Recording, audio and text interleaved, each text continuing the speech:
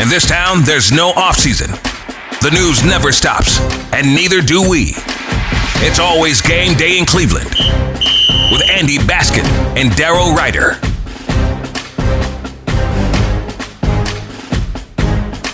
It is the special postgame edition of It's Always Game Day in Cleveland. He's Daryl Ryder. I'm Andy Baskin. The Browns lose to the Bengals 24-6, and the season of self-destruction rolls on. We should get T-shirts that say that.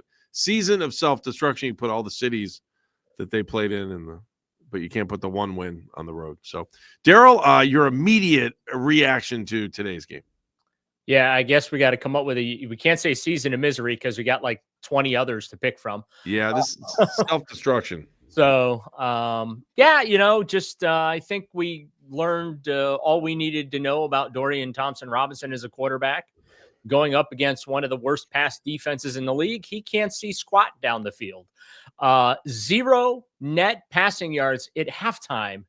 That's hard to do, but he managed to do it. And then rallied the troops, though, in the second half to finish the day throwing for 157 yards. The Browns credited with 125 net passing yards. So 2 more of these to go. Can't wait. Daryl, is there a stat in the NFL for most interceptions in an end zone? Because I got to believe the Browns are close. They got to be close to breaking some kind of record. Yeah, I mean, they now have 30 turnovers this season. Here's the thing. You're sitting there saying, man, that's a lot. You realize they had 37 turnovers last season? Yeah, it makes sense. They had Joe Flacco. And they had Deshaun Watson. Who are you kidding? Yeah. That totally makes sense. I mean, it's just, it's bad. And they just keep shooting themselves in the foot, whether it's turnovers, whether it's penalties, whether it doesn't matter what they do. They can't really seem to do much of anything right. And the tone was set right out of the gate. Jerome Ford breaks off the 62-yard run. And then for some reason, they're like, let's put Dante Foreman in the game. And what does he do? He fumbles the ball at the 1-yard line. And then the defense comes on the field, boom, right out of the gate, offsides. And that helps the Bengals begin what ended up being a 99-yard touchdown drive to take the lead for good. So, that's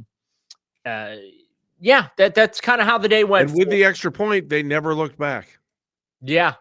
I mean, and speaking of extra points, Dustin Hopkins apparently can't make those either. So, he's off going on with that cat, man. And doesn't it feel even worse that Cade York hits a career yarder against, or a career longest field goal against you? 59 yards, but Cade did miss earlier in the day. So, he did go 50% on field goals though, which, you figure because it's 14-0 and you're upset because it should really be probably 14-7 at the break, but instead they kicked the field goal at the end. So now it's 17-0 and you're like, oh boy, they got the ball starting in the second half. Well, then in the third quarter, the Browns, made a little something of it.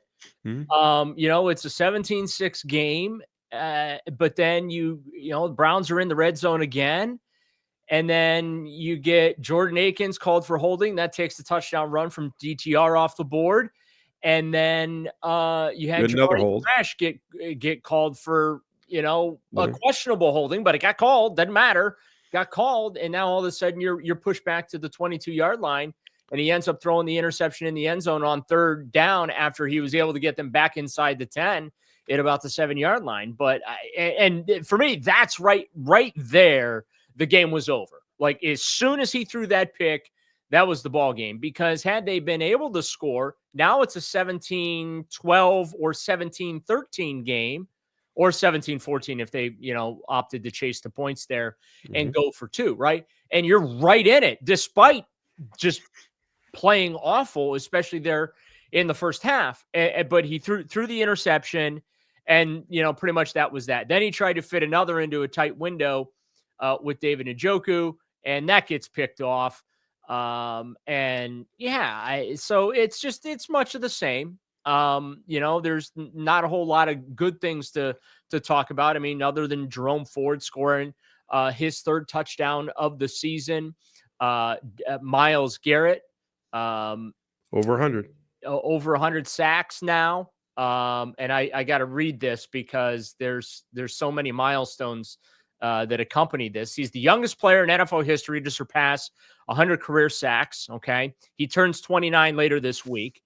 Garrett tied Bruce Smith as the fourth fastest to that milestone in NFL history, at least since 82 when they started tracking the sacks. 115 games took. Garrett's the second player, 82, to reach 12 sacks in 5 straight seasons, joining Hall of Famer Lawrence Taylor. Garrett joined Reggie White, DeMarcus Ware, Jared Allen, and TJ Watt to tally at least 100 sacks in his first 8 NFL seasons. So he's in some very elite company now. And go ahead and feel free to take the final 2 weeks of the season off now. Yeah, you're good with him taking the last 2 weeks. Denzel too, right? Yeah, it just doesn't matter. I mean, they're going to throw Dorian Thompson-Robinson back out there. So, you know what I mean? Like, right. It just doesn't matter. And Myles is ready to get the hell out of here too. So you think he's ready to leave town yeah. after this week? I couldn't tell. I was kind of like, does he really, really want to be here? Or is he really kind of saying what he needs to say? Yeah, he's seen enough. It's plain as day. They're not fixing the quarterback this offseason. There's no I don't think that there's a singular quarterback plan that they can put in front of Myles Garrett that's going to make him happy. He's not going to do what Joe Thomas did, and that's waste his entire career in Cleveland. Remember, Joe had an opportunity to accept a trade to the Denver Broncos, who, by the way, went on to win the Super Bowl that year. And he said, no, I want to stay in Cleveland and finish my career with the Browns. So I don't blame Myles at all. He won 0 games as a rookie in 2017. He has seen about 15 different starting quarterbacks for this franchise since he was drafted. Actually, I think it's way more than that. But, actually, do you want me to count them real fast? Well, I'm also you count because he still has 2 more years left on his contract, right? Yeah, but here's the thing. Here's why this came up. Okay. Right. He has 2 more years, but he wants a pay raise in the offseason. And to get the pay raise, he needs to sign an extension, okay, and get a signing bonus. Problem is, he don't want to do that here in Cleveland if this is what it's going to be. Yeah. Does that make sense? No, it totally does. That's the big motivator here. So let's see here. That 2027 season gives him $37 million as an unrestricted free agent and avoidable contract year.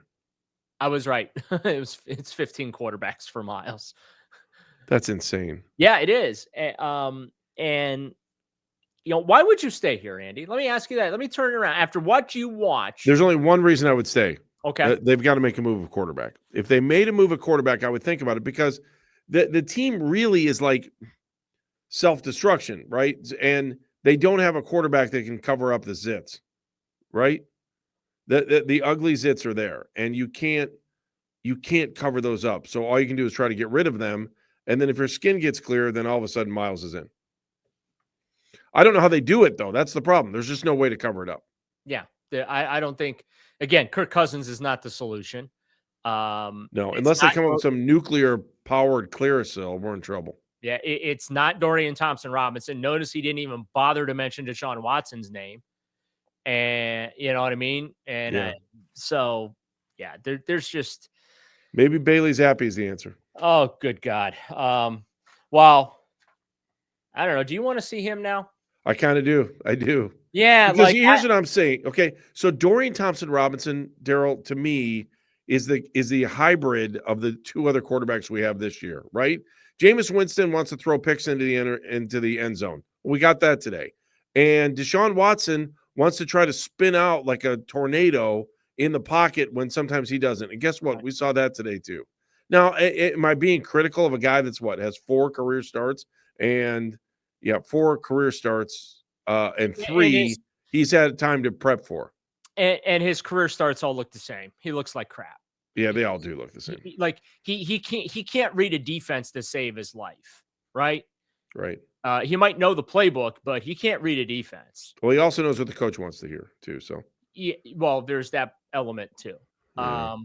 So I have no desire to see that kid play next week against Miami, but they're going to trot him out there. And to the poor bastards that are going to show up to that game at 4:00 in the afternoon to watch that. My apologies to you. At least Andy and I are paid to be there. Oh, this is true. Well, it'll be a fun-filled week, right? Although I will say I didn't hear Kevin say this one's on me. Did you catch that? I didn't hear him say that this week.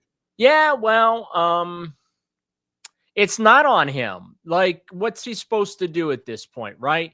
They wanted to see DTR, and yes, you saw everything you needed to see.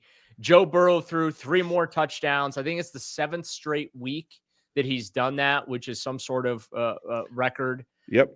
Jamar Chase was, the touchdown to Jamar was the icing on the cake there late in the game. Or, so it just, and you almost feel for Joe because he is leading the NFL in passing, leading the NFL in touchdowns. Jamar Chase is going to win the receiving triple crown. And, the Bengals right now, I think they got Denver next week with their season basically on the line to see if, week 18 will mean anything to them. Right. But he's put up the best numbers of any quarterback in the league this year. And he's not even going to merit MVP conversation because his defense blows. But, I get Myles Garrett's frustration. I think it's well-founded. I think he has every right to say what he, wants to say. Kevin Stefanski dodged the question post-game about, hey, did you have a talk with Myles about his comments? What's Kevin going to say? You're going to yell at Myles Garrett for coming out and saying this is a bunch of crap?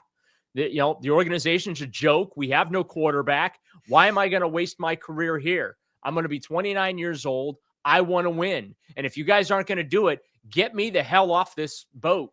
I'm not going down with the Titanic like Joe Thomas did.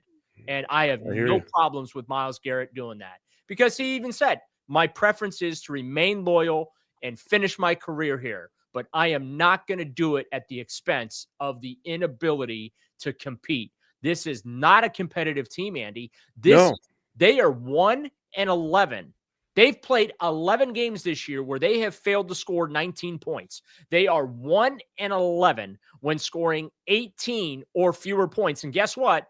The one win was when they scored 18 points, okay? They scored 6 on Sunday. And I wrote this in my post-game Brownie Bites. If they could ever, for the love of God, get competent quarterback play, they could win. But it has just been, and it's been this way since 99. It has just been a rash of incompetence at that position with a pause thanks to Derek Anderson in 2007. Right. And a pause thanks to Baker Mayfield and COVID in 2020. And Joe Flacco for 5 weeks last year. Otherwise, it has been complete incompetence since this franchise has come back at that position, both in play on the field and management of the position. Brian Hoyer wasn't bad. I mean, he threw for 3,300 yards too. Yeah. In 14, so. And got benched for Johnny Manziel. Yeah, because we had to get Johnny Manziel out on the field. Well, they were selling shirts in the team shop. All right, you know what? I'm done. I'm done. Done. Manager. Done. We'll come back during the week. We'll digest this thing. No, actually, you know what, Andy? We'll take the week off? Well, we're probably going to have to come back later in the week because Wednesday is Christmas. So Yeah, that's true. Before we wrap up, let's take a moment to wish everyone a Merry Christmas, a safe and happy holiday season. And we will preview whatever cluster mess awaits us next Sunday in the home finale for the 2024 season. Thank freaking God when the Miami Dolphins come to town at 4:05. But we will not have a podcast for you on Christmas, which is Wednesday this week. Well said, Evan O'Brien, our amazing producer. Thank you, Evan. We appreciate you. That'll do it. Browns lose in our special post-game pod that dropped just for you. Why don't we just pretend it's the three of us talking? It's just all of us and Evan, the four of us talking, and we're all just being good friends here. And we're going to lift each other up, and we're going to wait for New Year's Day to see what Ohio State can do against Oregon. 24-6 is your final from Cincinnati. It's always game day in Cleveland.